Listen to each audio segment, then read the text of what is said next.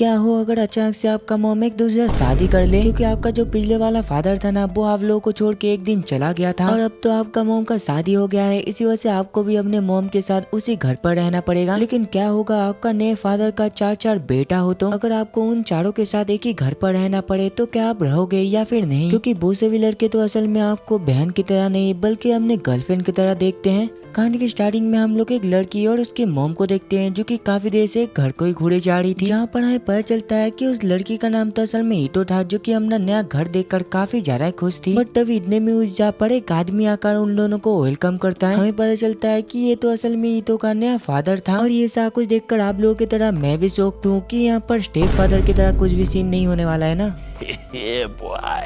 क्या छोड़ो, आगे हम लोग ये देखते हैं कि ईटो तो यहाँ पर जैसे तैसे करके हमने नए फादर को फादर कहकर पुकार लिया था। भले ये कहते कहते उसको काफी ज्यादा शर्म आ रही थी, लेकिन इसके बावजूद भी वो कहती है उसको यहाँ पर हमने मुंह से फादर कहता हुआ देखकर तो उसकी मॉम भी काफी ज्यादा खुश हो गई थी, क्योंकि यहाँ पर तो उसके बेटी के अलावा उसका कोई भी नहीं है। लेकिन अभी उसका फादर भी आ चुका है, मतलब अब आएगा ना वीरू भैंस की टांग। हमें पता चलता है कि ईटो का असली फादर तो यहाँ पर उन लोगों को काफी टाइम पहले छोड़कर चले गए थे, जिस वजह से उसको लगातार नॉन स्टॉप भैंस की टांग काम करना पड़ता था। यार आप लोग तो कुछ अलग ही सोच लिए। और ये सा कुछ तो वो खुद हमने मर्जी से करता था, उसके मॉम ने कभी भी उसको ये सा कुछ करने को नहीं कहा। और अब तो उसके मॉम का शादी भी हो चुका है, इसी वजह से तो यहाँ पर उसको ऐसा लग रहा था शायद वो अपना लाइफ यहाँ पर शुरू से शुरुआत कर सकता है, बिल्कुल एक नॉर्मल लड़की की तरह। लेकिन अंदर जाते ही हम लोग ये देखते हैं कि अंदर पर तो चार लड़का था जो कि उसको काफी देर से घूरे जा रहा था। ये देखकर मैं भी इसकी तरह शॉक्ड हूँ कि भैंस की टांग आखिरकार ये कौन है। और तभी अचानक से उनमें से एक छोटा लड़का ईटो को इस फैमिली पे वेलकम करता है। शुरुआत में तो यहाँ पर ईटो को कुछ भी समझ नहीं आ रहा था, लेकिन तभी अचानक से उसकी मॉम आकर बताने लगती है कि ये चारों असल में आज से तुम्हारे भाई हैं। ये सब कुछ जानने के बाद तो यहाँ पर ईटो का जमीन से पैर खिसक गया था। वो तो यहाँ पर ये सोच कर आया था कि कोई भी नहीं होगा, लेकिन यहाँ पर तो कुछ उल्टा ही सीन हो गया। बल्कि यहाँ पर अब से उसके साथ एक नहीं बल्कि चार लड़के रहेंगे, मतलब गजब। लेकिन ये सब के बावजूद भी वो यहाँ पर जैसे जैसे करके सा को संभाल लेता है, क्योंकि उसको पता था कि एक दिन न एक दिन उसके सही भाई उससे काफी ज्यादा प्यार करेंगे। अरे यार वो वाला प्यार नहीं बल्कि फैमिली वाला प्यार। साला कसम से मेरा चैनल देख देख कर तो तुम लोग कुछ ज्यादा ठरकी बन गए। पर तुम लोग ज्यादा टेंशन मत करो, ऐसा वीडियो आता रहेगा। इसी वजह से सेकंड चैनल को भी सब्सक्राइब कर देना। और आगे उसके सभी भाई जब भी अपना अपना नाम बताते हैं, साला यहाँ पर तो 3 भाई था, अभी भी एक भाई मिसिंग था। जब भी आगे वो इसके बारे में पूछता है उसको पता चलता है कि वो भाई का नाम तो असल में सू है, जहाँ पर वो हमेशा हर टाइम अपने रूम पर ही रहता है और बाहर भी बिल्कुल भी नहीं निकलता। और यहाँ पर तो उसको किसी ने भी घर के बाहर करीब 1 महीने से नहीं देखा। साला ये जानकर तो मैं हद से ज्यादा शॉक्ड हूँ। साला वो क्या हर दिन मूड मारकर हमने घर पे सोता रहता है क्या? कमेंट पर आप लोग जरूर बताना। हमें पता चलता है कि उसका और जेन का एज तो यहाँ पर बिल्कुल सेम है। ये जानने के बाद तो यहाँ पर ही तो हद से ज्यादा शॉक्ड हो गई थी, क्योंकि उसको लगा नहीं था कि उसकी उम्र का कोई हिस्सा पर होगा। बट वो रात में सोने से पहले यहाँ पर काफी ज्यादा उदास था, ऐसा इसलिए क्योंकि नए फैमिली के वजह से तो उसको अपना पिछला घर छोड़कर इस जहाँ पर आना पड़ा था। इसी वजह से वो जल्दी से अपने दोस्तों को मैसेज कर बता दिया कि अगर तुम लोगों को कभी भी टाइम मिला तो तुम हमारे घर पर जरूर आना। और आगे मैसेज खत्म होने के बाद जब भी वो सोने के बारे में डिसाइड करता है, तभी अचानक से उसको रियलाइज होता है कि बाजू वाले रूम से तो वाह कोई खतरनाक खराटे मार रहा था, वो भी जोर से। और अगले दिन पे खाना बनाने के बाद जब भी वो अपने सभी भाई को बुलाने के लिए जाता है, वहाँ पर तो भैंस की टांग सभी हमने बिना कपड़ों में ब्रश कर रहा था। और उन तीनों को तो यहाँ पर बिना कपड़ों में देख कर ही तो हद से ज्यादा शॉक्ड हो गई थी। और जब भी आगे वो लोग ईटो का हाथ का बनाया हुआ खाना वो खाते हैं, जेन को छोड़कर तो यहाँ पर सबको उसका हाथ का बनाया हुआ खाना काफी ज्यादा पसंद आया था। ऐसा इसलिए क्योंकि साला जेन को तो यहाँ पर खाना बनाना बिल्कुल ही नहीं आता था, लेकिन इसके बावजूद भी सबको ना चाहते हुए उसका खाना को खाना पड़ता था। लेकिन आज ईटो का हाथ का बनाया हुआ खाना को खाकर तो यहाँ पर सभी उसका कुछ ज्यादा तारीफ कर रहे थे। इसी वजह से तो वो यहाँ पर काफी ज्यादा गुस्से में था। और वैसे भी ऐसा कुछ जानने के बाद मुझे समझ आ गया कि गुस्सा जायज है, मतलब साला ये लोग तो अलग ही लेवल का बंदा है। साला पार्टी चेंज कर लिया। जब भी आके ईटो पूछने लगती है कि आखिरकार कल कौन ही इतना खराटे मार रहा था, उसका ये बात को सुनकर तो यहाँ पर आको जोर जोर से हंसने लग गया था, क्योंकि कल रात का जो आवाज आ रहा था वो खराटे मारने का नहीं बल्कि उन लोग का नया एक पेट था। क्योंकि पिछले दिन तो यहाँ पर रूही को एक फ्रॉग मिला था जो कि वो उठाकर हमने घर पर लेकर आया, और उसने तो यहाँ पर उसका एक खतरनाक नाम भी रखा था जो कि था चाची की चाट लो। जब भी आगे उस जगह पर उसके पेरेंट्स आते हैं, जिन बताने लगता है कि मैंने आपके और मॉम के लिए एक होटल को बुक कर रखा है, क्योंकि दूसरी शादी के बाद आप हनीमून के लिए बिल्कुल भी नहीं गए। ये जानने के बाद तो यहाँ पर वो दोनों काफी ज्यादा खुश हो गए थे, क्योंकि अब तो यहाँ पर लगाने का टाइम आ चुका था।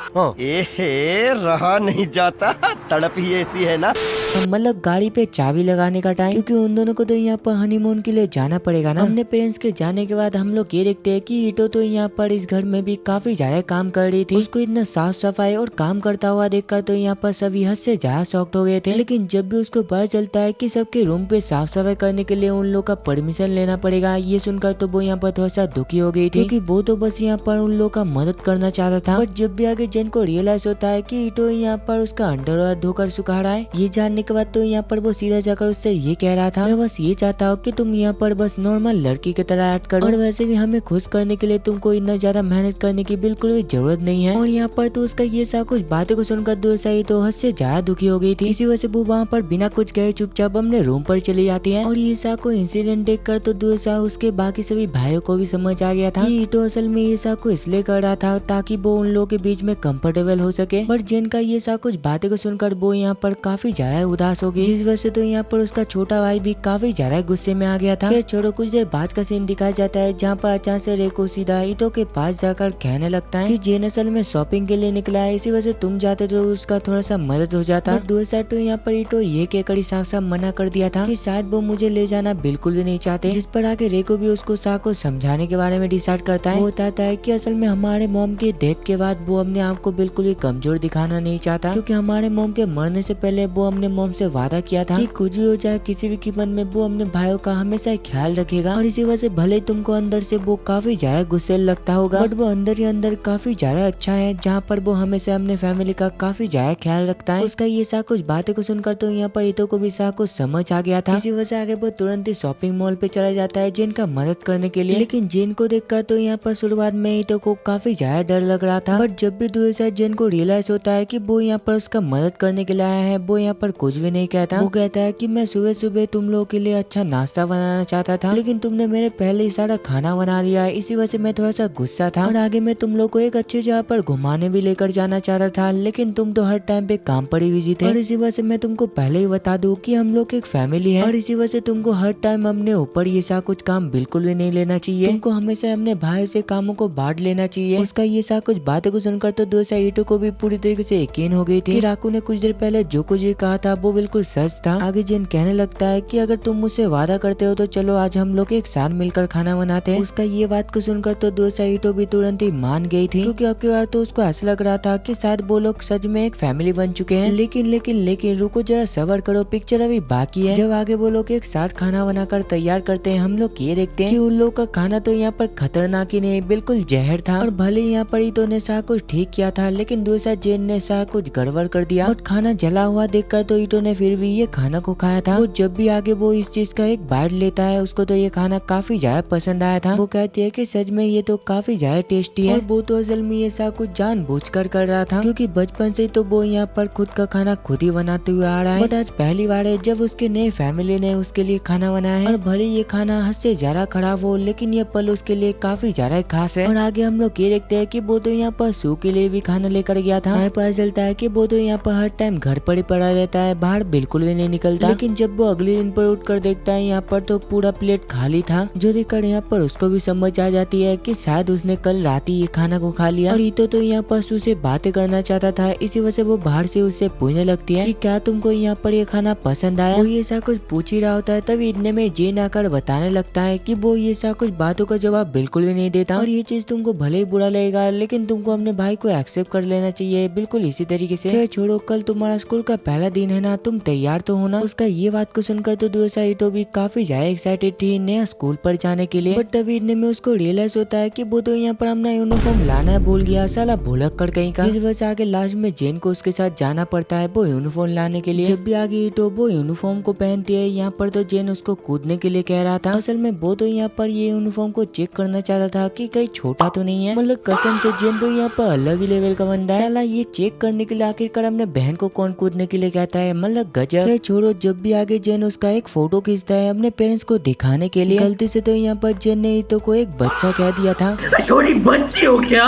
जो सुनकर तो यहाँ पर दोसा ईतो भी थोड़ा सा गुस्से में आ गई थी। भले वो यहाँ पर काफी ज्यादा गुस्सा थी लेकिन वो कुछ भी कहती नहीं। आगे जब भी वो लोग अपने घर पर जाते हैं तभी अचानक से जेन का मुलाकात अपने दोस्तों से होता है और जेन के बगल में ईतो को देखकर तो यहाँ पर सभी हद से ज्यादा शॉक्ड हो गए थे। वो लोग तो यहाँ पर ये कह रहे थे कि भाई आखिरकार तूने ये नया माल को कब पटा लिया, इसका कोई बहन वहन है क्या, हमें भी दिला दे यार। मतलब कसम से यहाँ पर तो जेन का सभी दोस्त कुछ ज्यादा खतरनाक है। छोड़ो, जब भी आगे जेन अपने सभी दोस्तों को साथ कुछ समझाता है, वो लोग तो यहाँ पर ये जानकर भी शॉक्ड थे कि उसके फादर ने नया शादी कर लिया। मतलब यहाँ पर तो उसके सभी दोस्त मन ही मन यही चीज कह रहे होंगे, करे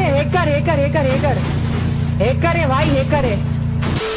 बट तभी अचानक से हम लोग ये देखते हैं कि उस जगह पर तो काफी तेज बारिश आ गया था, जो देखकर जेन जल्दी से उसका हाथ पकड़कर उसको घर पर लेकर जाता है। और यहाँ पर तो उसका ये सब हरकतों को देखकर ही तो भी काफी ज्यादा खुश थी। बट इस चक्कर में तो यहाँ पर वो लोग कुछ ज्यादा भीग गए थे। इसी वजह से जेन जल्दी से उसका नया कपड़े पहनाने के लिए उसका कपड़े खोलने लग जाता है। शुरुआत में तो यहाँ पर तो ये देखकर हद से ज्यादा डर गई थी और वैसे भी यहाँ पर डरना ही चाहिए, आखिरकार लड़की के साथ ऐसा कौन करता है। जब भी जेन को ये चीज रियलाइज होता है वो तो यहाँ पर उससे काफी ज्यादा माफी मांग रहा था। वो कहता है कि प्लीज मुझे माफ कर देना, भीगने के बाद मैं हमेशा अपने भाइयों का कपड़े को चेंज करता हूँ ताकि बारिश के वजह से उसका भाई बीमार ना पड़ जाए। तुम तो एक लड़की हो, इसी वजह से मैंने गलती से ही ये सारा कुछ कर दिया। फिर अगली सीन में हम लोग ये देखते हैं कि तो यहाँ पर खाना बना रही थी और दोस्त तो रेको जेन से ये पूछ रहा था कि आखिरकार तुम लोग इतना देर से क्या कर रहे थे, वो भी बाथरूम पर। ये कहीं तुम लोग वहाँ पर बहुत सारा कुछ तो नहीं कर रहे थे ना। छोड़ो, मैं तुमको बताना ही भूल गया कि जब ईतो खुश रहती है वो काफी ज्यादा क्यूट लगती है। इसी वजह से मैं फ्यूचर में जाकर ईतो जैसे किसी लड़की के साथ शादी करना चाहता हूँ और क्या पता मैं ईतो से ही खुद शादी कर लूं। साला उन लोग का ये सा को कन्वर्सेशन को सुनकर तो मैं भी शॉक्ड हूँ। आखिरकार एक बच्चे के सामने ये सा कुछ कौन कहता है यार। और उन लोग को इस तरीके से बातें करता हुआ सुनकर ईतो कहने लगती है कि आखिरकार तुम लोग क्या बातें कर रहे हो, मुझे भी सुनाओ। जिस पर वो लोग कहते हैं कि ये बात सीक्रेट है, इसी वजह से हम तुम्हें ये चीज नहीं बता सकते। फिर हमें डायरेक्ट अगले दिन का सीन दिखाया जाता है और आज तो यहाँ पर ईतो का स्कूल का पहला दिन था। हमें पता चलता है कि वो तो यहाँ पर जेन के क्लास में ही पढ़ने वाला था। जब भी वो आगे अपना इंट्रोडक्शन देती है, जेन का यहाँ पर एक दोस्त तो ईतो के बारे में कह रहा था कि देखो देखो तुम्हारा बहन यहाँ पर आया है और सच में वो तो कितना ज्यादा क्यूट है। बट दूसरा तो यहाँ पर जेन को इससे बिल्कुल भी फर्क तक नहीं पड़ता। वो तो यहाँ पर मन ही मन ये कह रहा था।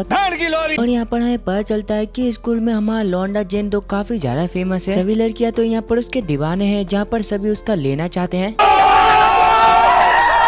खैर छोड़ो, दोस्त हम लोग ईतो को देखते हैं और यहाँ पर तो वो बस एक ही चीज चाहती थी कि किसी भी कीमत में वो स्कूल पे अपना पूरा बेस्ट देगा। बट एक दिन हम लोग स्कूल पे ये देखते हैं कि जेन तो यहाँ पर बिल्कुल पागलों की तरह हरकत करे जा रहा था। ऐसा इसलिए क्योंकि ईतो के तो यहाँ पर आने के साथ ही साथ उसके फादर का होकाइडो में ट्रांसफर हो गया। मतलब बहन आई नहीं और उसके फैमिली को दोबारा दूसरी जगह पर शिफ्ट होना पड़ेगा। भले इस वजह से यहाँ पर उसकी मॉम काफी ज्यादा टेंशन में थी। बट दूसरा सभी लड़कों को तो देखो, उन लोग को इससे बिल्कुल फर्क तक नहीं पड़ता। वो लोग तो यहाँ पर मन ही मन यही कह जा रहे थे कि साला अब आएगा ना बीरू, हम लोग को हमेशा ईतो का हाथ का बनाया हुआ खाना खाने को मिलेगा। और इसी वजह से तो लास्ट में जाकर उन लोगों ने ये डिसाइड किया था कि उन लोगों के सभी बच्चे इसी जगह पर रहेंगे और दूसरा उसकी मॉम डैड को होकाइडो पे शिफ्ट होना पड़ेगा। खैर छोड़ो, अगले सीन में हम लोग दोबारा स्कूल का सीन देखते हैं और यहाँ पर तो दो लड़की ईतो के साथ दोस्ती करने के लिए आया था। और वो दोनों तो यहाँ पर ईतो के पास इसलिए आए थे क्योंकि वो दोनों जानना चाहते थे कि नारिता फैमिली पे रहने पर कैसा लगता है। उन दोनों का ये क्वेश्चन को सुनकर तो यहाँ पर ईतो भी सारा कुछ बता दिया था। वो बताती है कि कैसे उसको हर दिन अपने भाइयों को चड्डी पे देखना पड़ता है। उसके मुँह से ये बात सुनकर तो क्लास के सभी लड़कियां कुछ ज्यादा एक्साइटेड हो गए थे। जहाँ पर वो लोग तो ये जानना चाहते थे कि आखिरकार जेन का एनाकोंडा कितना बड़ा है। मतलब ये सुनकर तो मैं मान गया कि ये बंदा कुछ अलग ही लेवल का है। और गाइस, मैं अगर सच बताऊं ना, इसके तरह मेरा भी काफी सारे दोस्त है और इसी वजह से आप लोग भी अपने दोस्त का नाम कमेंट पर जरूर लिखना। दोस्त ही तो भी बताने ही वाली होती है कि आखिरकार उसका कितना बड़ा है, लेकिन तभी इतने में उसके पीछे जेन आ जाता है जो कि काफी ज्यादा गुस्से में था। वो कहता है कि क्या तुमको आइडिया नहीं है कि ये सब के बारे में बाहर पर बिल्कुल भी नहीं बताना चाहिए। जिस पर आगे ईतो भी उससे माफी मांगती हुए मामला पूरी तरीके से शांत कर देती है। और आगे घर जाते दौरान हम लोग ये देखते हैं कि ईतो तो यहाँ पर उससे ये कह रही थी कि तुमको तो यहाँ पर खुश होना चाहिए कि तुम स्कूल पे इतना ज्यादा पॉपुलर हो। जिस पर जेन जल्दी से उसके बालों को ठीक करते हुए बताने लगता है कि ऐसा बात बिल्कुल भी नहीं है। अगर एक इंसान मुझे अच्छे तरीके से समझे तो यही मेरे लिए काफी है। उसका ये बात को सुनकर तो दूसरा ईतो भी हद से ज्यादा शॉक्ड हो गई थी क्योंकि यहाँ पर तो उसको ये लग रहा था कि शायद कुछ न कुछ गड़बड़ है। उसको लगता है कि जरूर जेन का कोई गर्लफ्रेंड होगा जो कि उसको अच्छे अच्छे तरीके से समझता है और इसका सच्चाई जानने के लिए तो ईतो ने सीधा जाकर राकू से हाथ मिलाया था, जिसको कि उन दोनों को इसके बारे में पता चल जाए। जहाँ पर वो लोग सबसे पहले एक रेस्टोरेंट पे जेन को एक लड़की के साथ देखती है। हमें पता चलता है कि वो तो असल में लड़की नहीं बल्कि एक शादीशुदा औरत था। ये देखकर तो यहाँ पर राकू को ये लग रहा था कि शायद यही उसका गर्लफ्रेंड होगा। इसी वजह से वो सबसे पहले डायरेक्ट गीतो से पूछने लगता है, तो बताओ अगर ये चीज सच हुआ तो तुम आखिरकार क्या करोगे। उसका ये बात को सुनकर तो दूसरा ही तो अलग ही नशे पर थी। वो तो यहाँ पर ये बताता कि मैं एक अच्छी बहन की तरह उसको जाकर कॉन्ग्रेचुलेशन कहूंगा। जो सुनकर तो यहाँ पर राकू के साथ साथ मैं भी शौक कि आखिरकार ये बहन क्या बोल रही है। सच में मुझे तो यहाँ पर ये लगा था कि ये चीज जानने के बाद शायद ईतो को जेलस फील होगी, लेकिन ऐसा बिल्कुल भी नहीं हुआ। और उस दिन हमें पता चलता है कि जेन तो यहाँ पर काफी लेट घर पहुंचा था और उसके आने से पहले ही तो यहाँ पर ईतो ने उसके लिए गर्म पानी और खाना भी तैयार करके रखा था। जो जानने के बाद जेन सीधा उससे कहने लगता है कि तुमको बड़ी बहन नहीं तो एक वाइफ की तरह ऐड बिल्कुल भी नहीं करना चाहिए, और क्या तुमको पता भी है कि ऐसा को असल में वाइफ ही करते हैं। जो सुनकर तो यहाँ पर दूसरा ईतो भी शॉक्ड कि आखिरकार उसने क्या कर दिया। बट ये सब के बावजूद भी यहाँ पर उसको ये लगता है कि शायद एक दिन जेन भी उसको अच्छे से समझेगा और उसको अपने फैमिली का पार्ट मानेगा। अगले दिन पे हमें पता चलता है कि यहाँ पर तो सभी लड़कियां जेन के बारे में बातें कर रहे थे। ऐसा इसलिए क्योंकि किसी लड़की ने तो यहाँ पर हमारे लौंडे को एक औरत के साथ देखा था। जहाँ पर हम लोग ये देखते हैं कि उस जगह पर तो एक लड़की ईतो के सामने ये भी कह दिया था कि अगर सच में जेन का कोई गर्लफ्रेंड होगा तो मैं सुसाइड ही कर लूंगा। मतलब हद होता है यार, एक लड़के के चक्कर में सुसाइड आखिरकार ये चीज कौन ही करता है। और वैसे भी बोल भी कौन रहा है जिसका कि एक भी गर्लफ्रेंड तक नहीं बना। साला ये दुख का खत्म नहीं होता बे।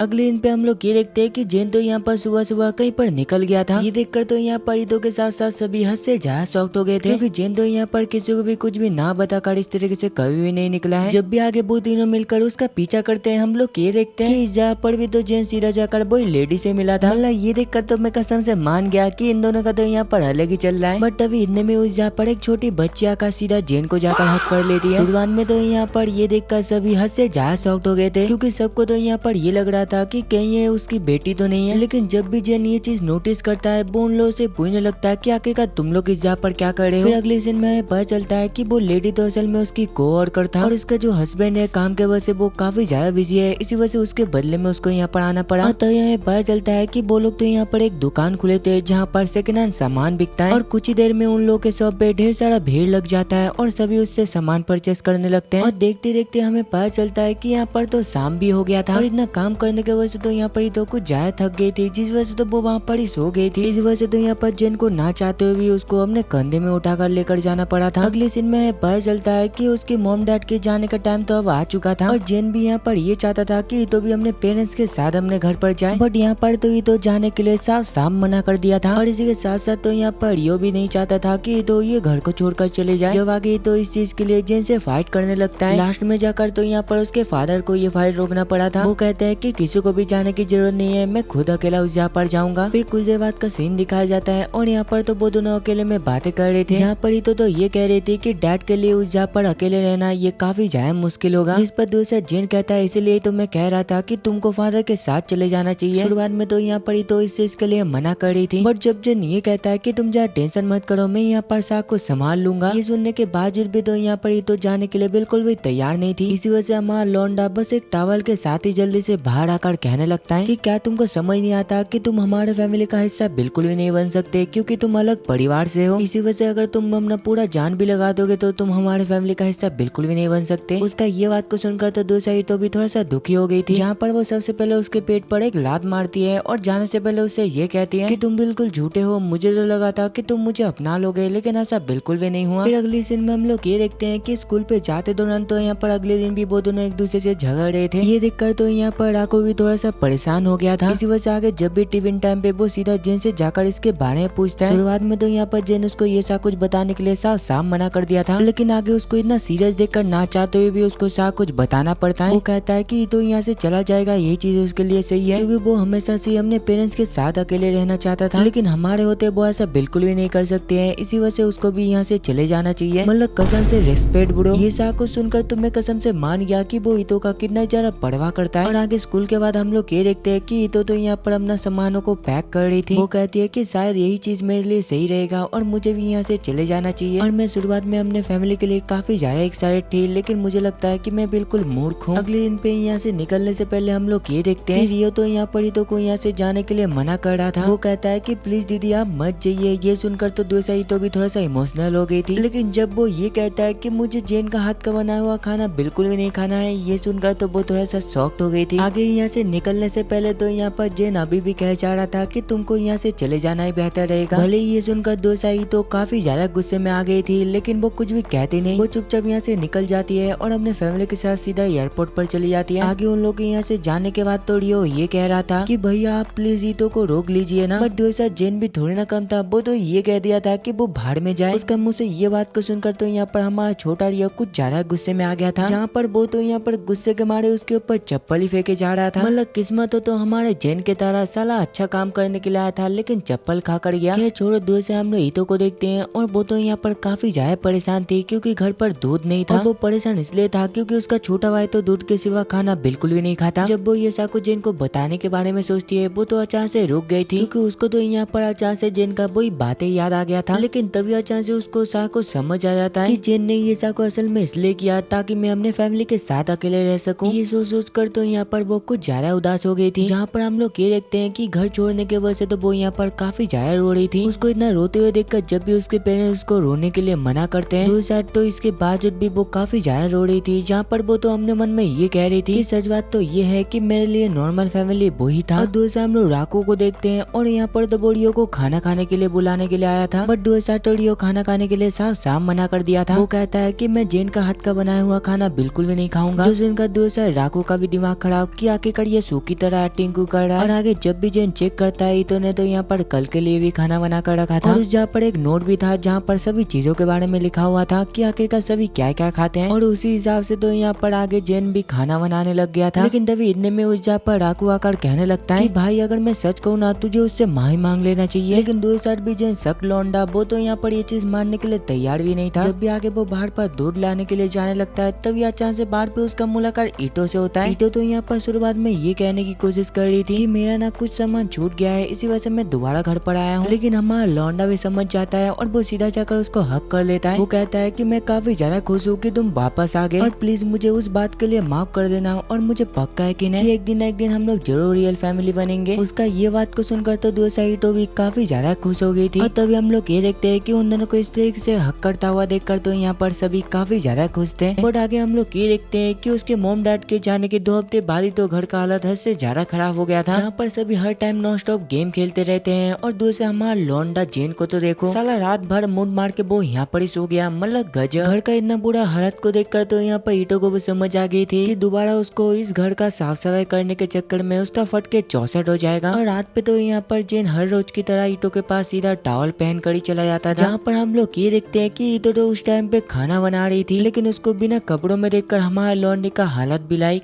भाई यहाँ पे क्या हो रहा भाई।